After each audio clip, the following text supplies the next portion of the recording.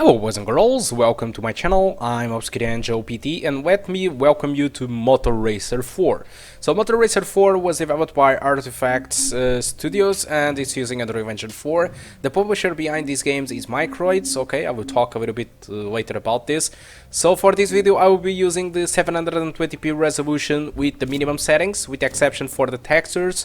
So I didn't keep the textures on the lowest settings because they are absolutely horrible. It seems that it was drawn on a piece of paper and BAM! Put inside the game, so I don't think that is a good idea. So textures on average for me it's the minimum acceptable for the game, okay? That is why I kept the textures on the median. So what I was about to talk about Microids is that they provide me a copy of the game for me and for many people on the internet, so I want to thank you personally for this initiative, Microids. This is the second time you offered me a copy. The first one it was Siberia 2 and now Moto Racer 4, so thank you a lot. Now it is possible to cover a little bit about the game. So on this video you will be seeing two tracks. The first one it is on a desert and the second one will be on the forest. So, like I was telling you, this game uses Unreal Engine 4, so this is already bad news for this laptop. Unreal Engine 4 usually it is very demanding, but coming from a super budget production like this, it is even worse. So like I told you, 720p low settings, textures on medium, and recording with OBS, which can take like 3 to 5 FPS. And as you can see, we are pretty much running at around 30 FPS. So let me talk about some of the nice things about this game. So this game is fast, it's very fast paced, which is not too good to be playing at 30 FPS. It feels a little bit weird with only 30 FPS because the game is very fast. The gameplay is super arcade, so don't expect any realism on this. They kept the legacy stuff, like from the Moto Racers, like for example, if you pull a wheelie you gain speed, and actually you do this all the time on the game. And well, that's the thing. Also, there is a thing that is coming from Sleeping Dogs, and I'm not sure if it is Watch Dogs or not, if it was on Watch Dogs or not, which is you can tackle opponents. So for example, there is an opponent at your size, and you can press one key and direction and you just tackle the motorcycle at your side and the guy just goes fly all over the air. So it's a nice thing to make like some sort of combat between the motorcycles. As you can see, I try to use it now. I'm not a good player on this game. So the cons, well, the performance and the graphics. So the graphics aren't that bad, but the performance regarding, oh, there you go. But the performance regarding the graphics aren't that good. So yes, Unreal Engine 4 and budget productions usually happens things like this. The second thing is that this game is super budget production, but yet on Steam it costs 30 bucks. So for me it was free, so it is nice. But if you are going to spend 30 bucks on this game, I think you are crazy or you really want this game, because I don't think that this game worth. Oh damn. I don't think that this game worth the 30 bucks. I think that maximum this game would worth like 15, and maybe in the worst case scenario it was 20, but I don't think so. I think this game should be costing like 10 to 15 bucks, not 30s, and on a sale should cost like $2 or $2 and a half, and even that way I don't know. The game is fun, don't get me wrong, but I don't think that this game worth that money, okay? That's my personal opinion. And regarding performance, well, it's a little bit disappointing. 30 FPS for this game, it's not really a good thing. It's playable, don't get me wrong, but I don't know. I think this game should have better frame rate, maybe trying to be a little bit more lightweight, but I understand. This is a super budget production, so I was expecting this regarding performance and Unreal Engine 4, okay? So with that, I hope you keep enjoying the rest of the video. Thanks for watching until now, and I do hope to see you soon. Oh, and by the way, if you want to check the results without recording for different settings, it is on the description of the video or by the end of it, okay? So first track is done, let's skip to the second one. I will leave you alone and hope you enjoy it. Goodbye.